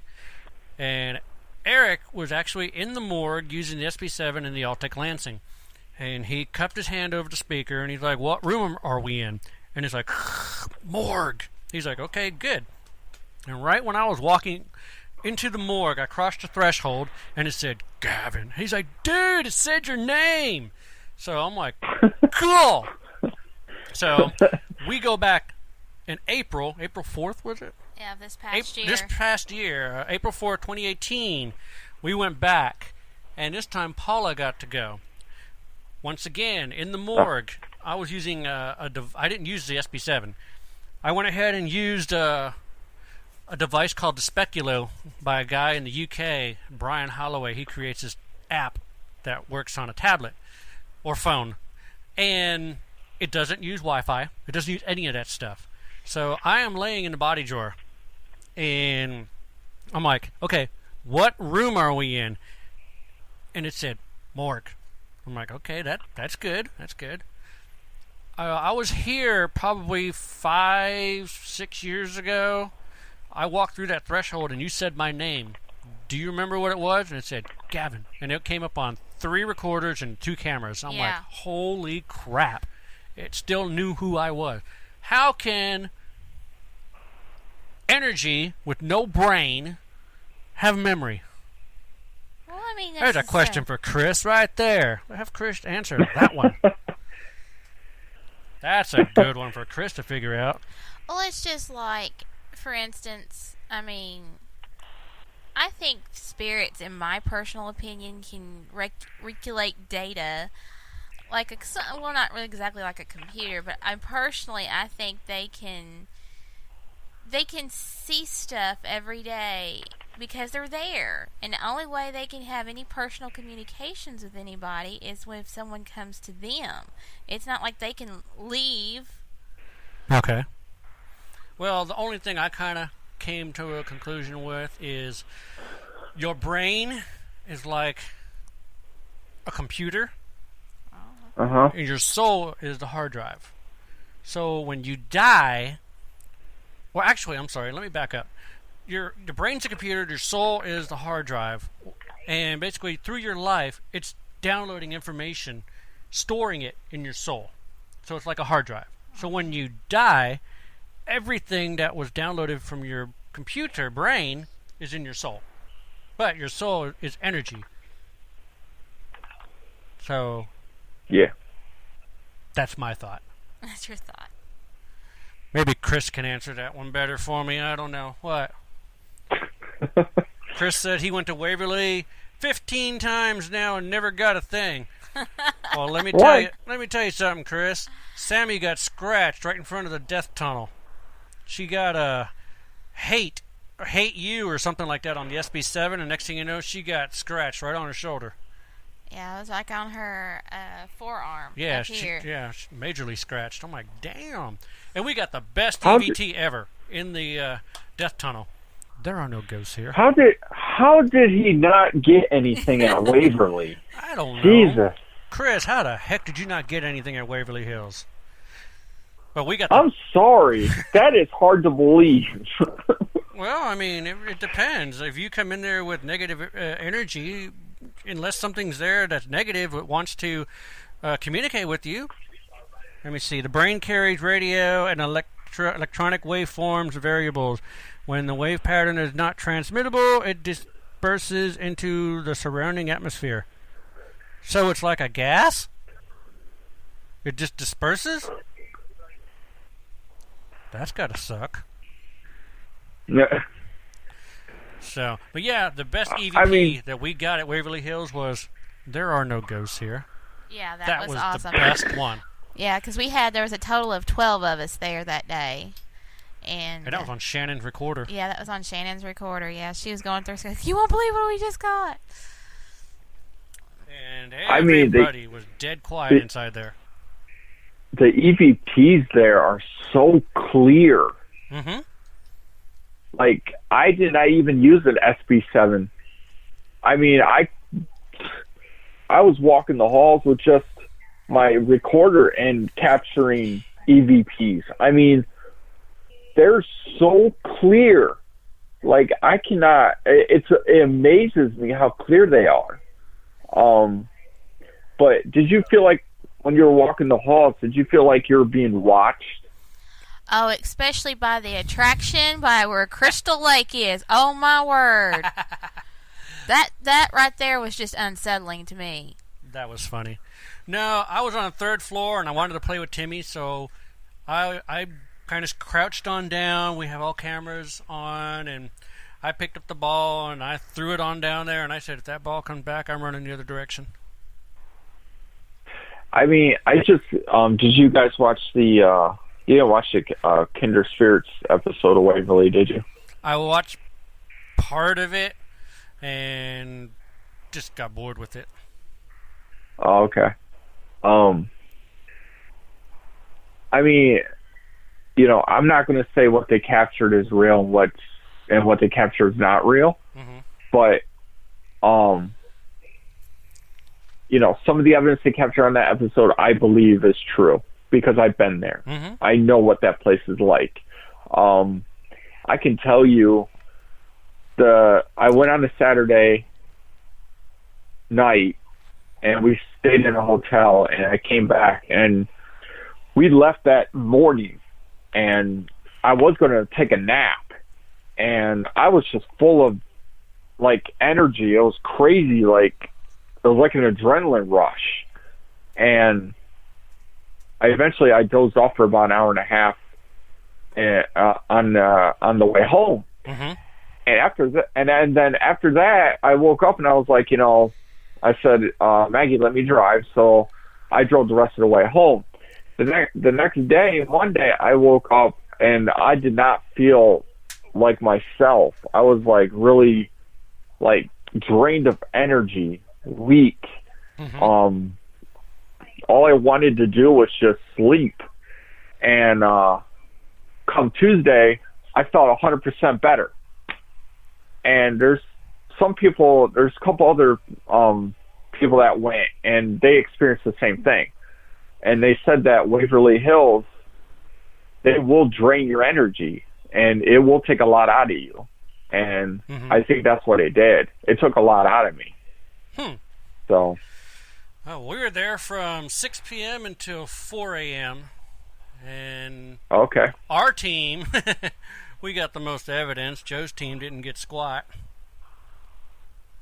Nice. So, what? That was funny, wasn't it? Yep. So, yeah. So, what other places have you been? Any other places like Bobby Mackey's or anything like that? Nope, never been to Bobby Mackey's. I would love to go sometime. Been there, where else have I've been to OSR. Oh, yeah. I didn't experience anything at OSR that's really jumpy. I've been to Collingwood Arts up here in Toledo. I've been to Toledo Yacht Club up here in Toledo. Yeah. Did we experience anything at OSR? Trying to think. I've slept since then. Well, I've slept since then, too. Well, we did get an EVP in the chair room. Remember in Sparky's room? No, the room where there's the chair in the middle of the room, and that's the only thing that's in there. Yeah. We got an EVP in there? We had gotten an EVP in there, but I don't remember what it was. But I think we got growled at in that room. Oh, okay. Oh. But other than that, I don't think that we got much of anything. No, but we haven't really listened to everything from there either. Yeah. Because we've got lots and lots of footage we still haven't gone over yet. Oh my God. I should have known. Join the club. I should have known what the hell I was walking into. I mean, gosh, OSR, we had 8 DVR cameras, 6 digital recorders, 6 camcorders. That's a lot of footage. Actually, yes, we Yeah. did get. We did get what? In Solitaire, Solitaire? Yeah. Remember? Well, no, you weren't with me. Oh no. We no, that's right. Me and Joe were in the tunnel. We were where the raccoon was going to come and visit us. Chris and Joel were on the other side filming us, and they walked around the other side, and that's when the raccoon was coming to see us. You guys were at base camp, and you saw an apparition show up in the boiler room. Yes. And everybody's just totally jumping up and down, like, yeah, there's a apparition that showed up here, and we're like deep in this freaking tunnel, and I swear there's a body at the other end of the tunnel, and we keep looking at it. I'm going, dude, that's a head, that's shoulders. Are you going down there? He said, hell no. I go, I ain't going either. But we found a lot of light bulbs that were in there because they're all crystallized. Supposedly when the inmates wanted to get the guards' attention, they would take their light bulbs on out and just chuck them, so that way they can get a new one and have the guard come over to them. Yeah, but we had 7 people to the witness of that camera, and the deal is we go back, we can't find the footage. But we had 7 people witness this. But they all saw it on the screen. Robert took a picture of it on his phone, but I couldn't see nothing on it. But then we set the Connect up there, and your camera, she went and used a regular cell phone, and it had the face mapping thing, and all of a sudden it mapped that. It took a picture all by itself, and when you look at it, there was like a face. Side of a face or something? No, we had a face and part of a body. Yeah, it had a face and part of a body. It was over in the boiler room. That's right. That was the main thing we got. Other than that, I don't think we got anything.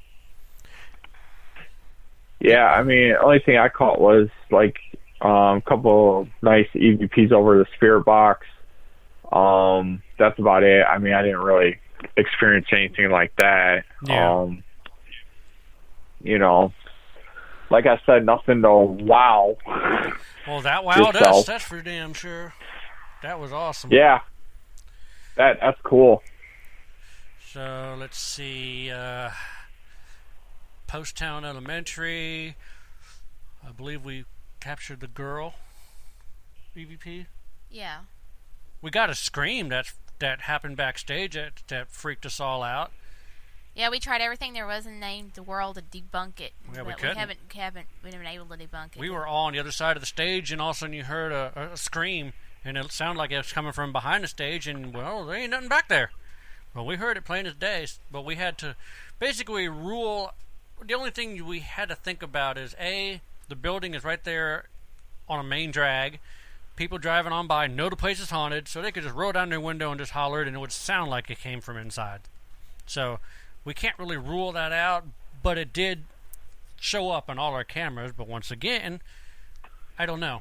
Because the one thing that I noticed is the way the camera was facing, it was facing the stage, so the microphone was facing the stage. If anything came from out on the street, the decibels would be very low, and it wouldn't have sound so prominent as it did.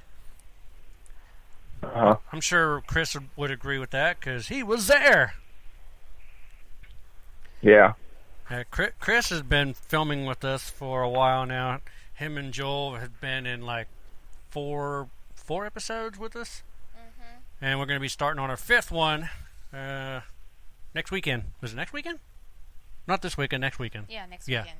We're going to Octagon Hall. Oh. That's a place I want to visit. Yeah, I've never been there before. We've heard a lot of stories. It's a major Civil War place, and yeah, it's going to be pretty interesting going there. Yeah. Yeah, I would love to go there sometime too. So what is on your paranormal bucket list? I guess I don't know. I want to stay at the Shanley Hotel. You heard about that? Uh-huh. That's in New York. Oh, yeah. see. Trying to think of what else. The Stanley Hotel too. I want to, That's experience Colorado. that. Yeah. I love to investigate the USS Hornet, Queen Mary. Queen Mary was interesting. We got on there, and for some weird reason, people knew who we are. They recognized us. Like, oh, see any ghosts here? I was like, damn. No, but you notice that the hallways give you an optical illusion, though. Yeah, it looks like a banana. Well, no, not just that. Way it carries itself, it makes it look like the hallways never end. It gives you like an optical illusion of the lines. Oh yeah, it's a carpet. Well, not just the carpet. It's just the way the ship is made because it is shaped like a banana. So you've got that bow effect. Yeah. And they got mirrors all the way down the hallway. Yeah. Randomly down the hallway. So you're thinking you're going to keep walking, and I keep thinking those two little girls in The Shining are going to show up. No. Oh, that's man. funny. Yeah, so that was interesting. I mean, we are getting recognized at a lot of places that we go, so that's kind of cool. The media is meeting us at most of the locations that we go to. How they're finding out, I'll never know. I mean, heck, I just found out we got a news reporter coming to see us at Octagon Hall. My good Lord, how did you know we're going to be there? Dang. I know, tell me about it. So. That's crazy. But what other places? I'm trying to think of whatever else. There's a lot of Edison. Yeah. I think it is. Edison? Yeah. What else? The only thing we've actually been on is the USS Lexington in Corpus Christi, Texas, and up on the firewalk, something shut my camera off and shut her camera off at the same time. Oh, wow. That was weird. Yeah, we could film anywhere else, but unless we went up there, and we went up there, our cameras just quit. Yeah, I told Brad Kling what happened, and he's like, "Where were you guys at?" And I said, "We were up on the firewalk." He's like, "Really? Huh?" And sure enough, we went on the other side, started filming. Let's go back. Went back to the firewalk again. There was like remember that sound? It was like a whistle or a horn or something. Both of our cameras shut off again. I'm like, okay. Dang. That's crazy. Yeah, we needed to have a third camera that could actually validate that for us.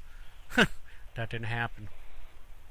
That didn't happen? Yeah, Brad and his crew were down in the engine room while we were up on the upper deck, firewalk. Oh, nice. Oh, good Lord, Chris, what are you doing? What's he doing now? Oh, He sent me an Urkel. And I do that.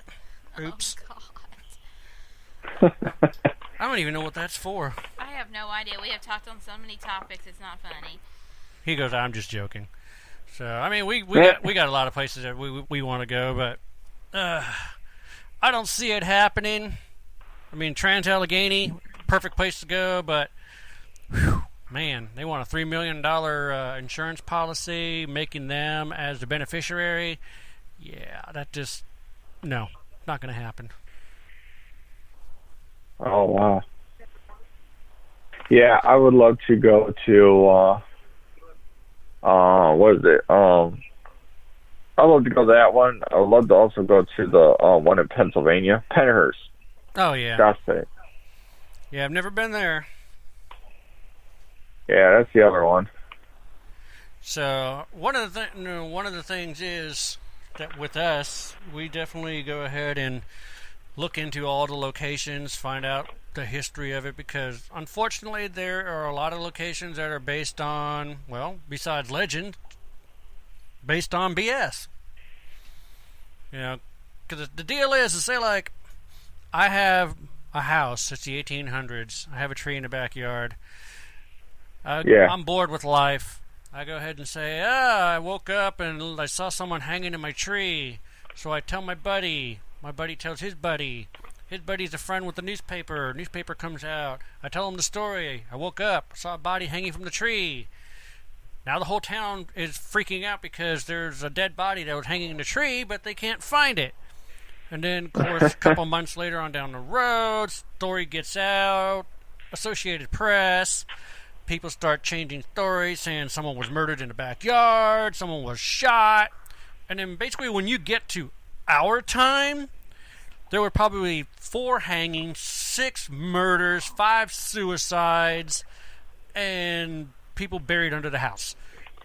And the reason being, all that is going to be documented due to the fact is that way back in the olden days, they went ahead and documented in the newspaper. They did the story, so it became history. So that's how some of these places, we ain't going to name them, what? Nothing. Am I right? Yes. And then they start coming up with all these stories. The place is haunted. Yeah. And of course, when you do look at the history, unfortunately, yeah, you're going to come up with all that stuff. You're going to see their newspaper clippings. You're going to see all this stuff. So, I mean, I'm kind of on the fence with the Villisca Axe Murder House and Amityville Horror. Yeah. So, I'm kind of on the fence on those. And then, of course, there's a lot of other locations that are capitalizing on fake things. Fake things? Oh, yeah. You ever heard of the Myrtles Plantation? Oh, yeah. Chloe. I actually did. I did a short story on their mirror, supposedly it's haunted. Well, they're capitalizing on a fictitious person because Chloe doesn't exist. And the whole story of Mr. Winters getting shot and dragging his lifeless body across the floor, up the steps to die on the 17th step is complete BS. Due to the fact that, A, how do you drag your lifeless body? And B, if you did, you'd be bleeding out. It would be all over the carpet. It would be all over the steps. Well, there's already been a newspaper article that's already been found proving that Mr. Winters died on the front porch. Well, yeah. Because that's where his body was found the next Exactly. day. He bled out on the porch. But let me finish my story. Anyway, going back to what I was saying. If he was bleeding out and crawled across the floor, that carpet would be soaked, saturated in blood. Even if there's wood underneath, it's going to seep into the wood, and it'll always come back. There's no blood whatsoever. There's no traces of blood from the door to the parlor to the stairs. So all that is just BS. Yeah. So, yeah. So that's the thing that we like to do. What are you doing? Nothing. That's the reason why we like to go ahead and dig into all these places and find out stuff, because we don't want to sit there and go into a place that's based on, BS. I mean, sure, there might be something there, but it's not what they're capitalizing on. So what they really need to do is do their history and find and document things that are happening and not worry about the past, because they're just sitting there making stuff up so that way they can have people come out there. Huh. Yeah. That's crazy. Yep. That's what you got to do. Yeah. Good Lord, you're dinging over there. Oh, I know. I got my freaking laptop over here going off left and right. People are sending me stuff. Chris is laughing at them.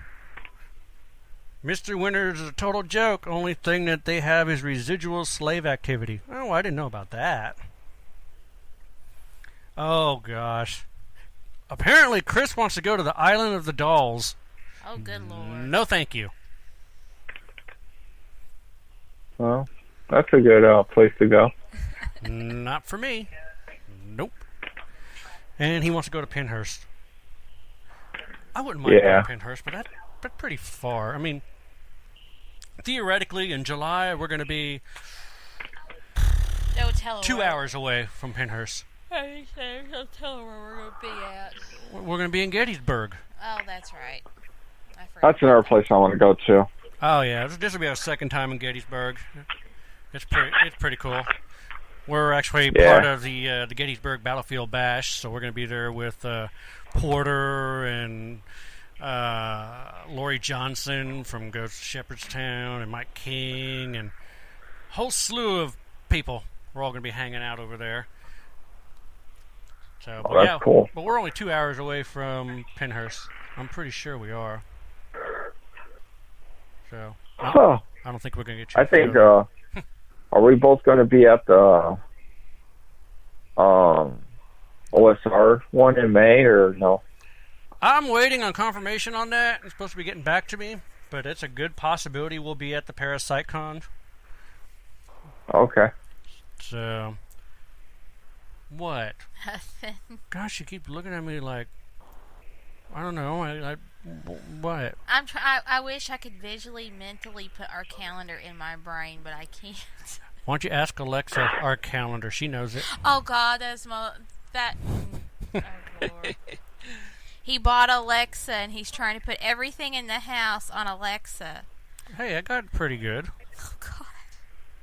She just gets stupid on turning the lights off when I ask her to. No, turning them on. Well, yeah, turning them on too. Yeah, she kind of lost herself. Yeah, I yelled at her this morning. Yeah, I came Just up. Don't order. Oh yeah. Don't order anything. Oh, we've already did that. We had fun with that. That was interesting. We don't even. That's a whole. I bet it. That's a whole different subject right there. Yeah. Well, no, that was crazy. I'll bet that was crazy. Oh yeah. So I'm hoping that we'll be at the ParasiteCon. I mean, we've got a lot of Paracons coming up. Oh my God! And plus, also we got all that traveling to do for Truth or Legends. So yeah, we got we have 20 states that we're going to be visiting this year. So man, yeah, it's going to be a blast. Oh yeah. So. And I'm looking forward to this show. So. Oh yeah. And then besides that, we're still filming season 4 of the Paranormal Journey. Yeah. Where do we find time for anything? We don't have a lot. Yeah. We don't. And we have a podcast every Wednesday. Oh my. Whew. Man. Yeah. So, well, all right. I'm going to go ahead and give you the floor. You can go ahead and tell all our listeners where they can find you, what events you're going to be at, website, and things of that nature. Oh. So the floor is yours. Man. The Paracons that we're going to be at is OSR one. I forgot. What's the name of that, Gavin? I don't know. ParasiteCon. Whatever. Thank you, ParasiteCon. It actually, Gavin, it actually used to be at St. Joseph's Hospital. Oh, okay. If you knew that. Yeah. Someone bought the hospital, I think, and something happened where something with the hospital, and they couldn't do investigations or Paracons anymore. So they had to switch it over to OSR. Oh, okay. So we're going to be there. Hopefully, Gavin and Paula will be there too. So you'll have two teams from the new show going to be there.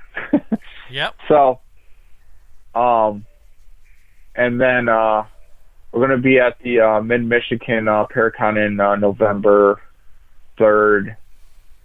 And I don't know if I'm going to do any of them here in Toledo yet. I'm still debating. I'm going back and forth about it, but we'll see how it goes. And we already started investigating for series 2 of our YouTube series. So we've been investigating a couple locations here and there. And then we go to Waverly Hills in August. So, where people can find me, you can find me on Facebook at Toledo Spirit Hunters. I also have my public, my own public page. My wife has her own public page, so you can find us there and like our pages. You can also find us on the website, or on our website too. I think it's Toledo Spirit Hunters something. I'll put on Gavin's. Gavin, I'll put on your page. Okay. Okay. And then you can find us on YouTube too at Toledo Spirit Hunters. So. Okay. And you do a lot of live videos on your Toledo Spirit Hunters page, right? Yes, I do. I do live videos on there. What I do is I usually go on and investigate my haunted objects sometimes. I haven't been live lately, guys, because I've moved. So we're trying to get situated, and then once we get situated, we're going to bring the haunted items out, and I'll start try and communicate with them more again. I also do have a 24-hour Nest camera that I have set up on them. It runs 24 hours.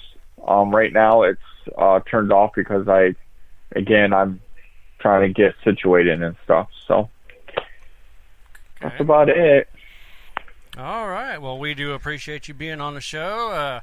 Once again, you have been listening to Dennis Hagan. He is a lead investigator and founder of the team Toledo Spirit Hunters. He also has his own show, web series coming out on YouTube called Spirits Awaken.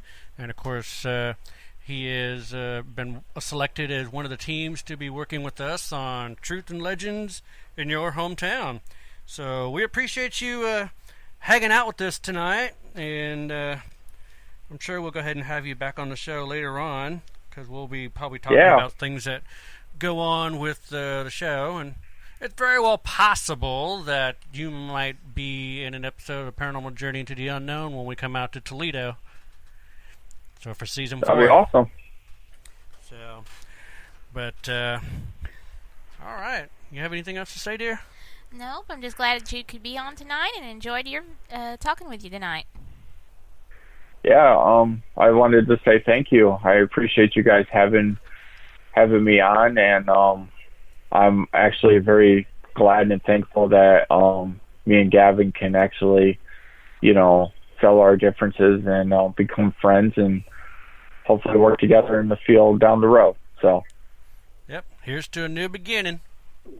New beginning, man. New beginning. All right, man. Well, you have yourself a good rest of the evening, and we'll talk to you later. Yeah, you too. All right. Bye-bye now. All right. Bye.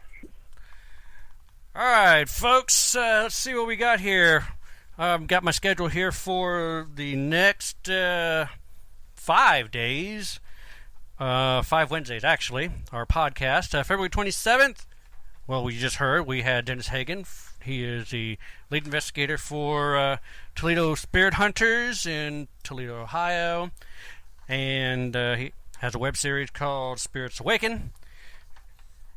March 6th, we're going to have Richard Rulin. He is part of the Haunted Travelers. So we're going to go ahead and talk to him about their experiences and everything. And March 13th, we're going to have Greg T. Justice. He's with Rednecks and Rainbows Paranormal, and he's based out of Tennessee. March 20th, we are going to be joined by Dalton Jones, Southern Souls Paranormal. So we'll go ahead and talk to him. And to basically end the month of March, March 27th, we're going to be joined by the one and only Katrina Weidman from Paranormal Lockdown and her new show that she's in now with, I think his name is Jack Osborne, Portals to Hell.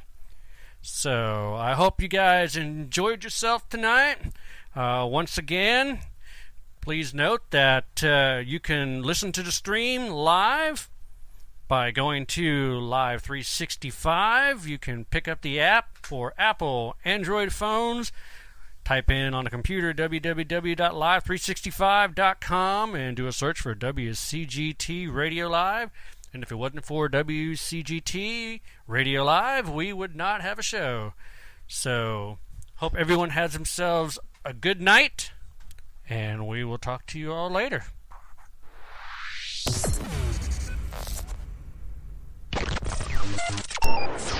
The Phantasmic Journey Podcast is brought to you by Tascam and Amazon Studios.